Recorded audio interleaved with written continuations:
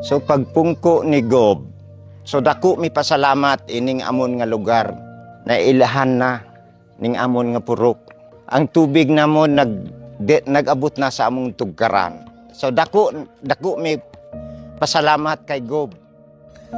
Siya si Tatay Fermin, isang residente ng Landan, Polomolok. Isang lugar na minsang hirap at limitado ang akses sa tubig.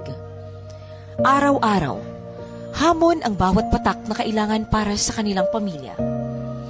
Ngunit nang maupo bilang gobernador si Governor Tamayo, unti-unting nagbago ang kanilang realidad. Ngayon, ang tubig na dati pinaghihirapan ay mas madali nang naaabot. Isang simpleng pagbabago na nagdala ng malaking ginhawa sa kanilang buhay. Ko po si Mr. Fermin L. Luis. Kini nga lugar, ma'am, vertically sud ni sadto.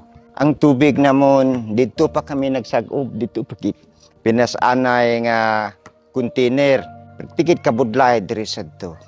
So pagpungko ni Gob, so dako mi pasalamat ining amon nga lugar na ilahan na ning amon nga purok.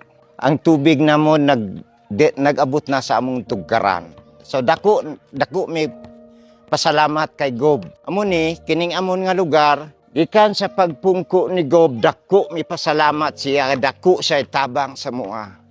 Kita nimo kining among nga plaza, tubig pud namo. Tapos peson order namo nagpadayon, kalinaw o kalipay pod sa mga tao. Mulang ni karon amat-amat nagalimpyo na. Limpyo na ni ining amon nga lugar, tapos gipadayon namo ang peson order nga sa kayuhan.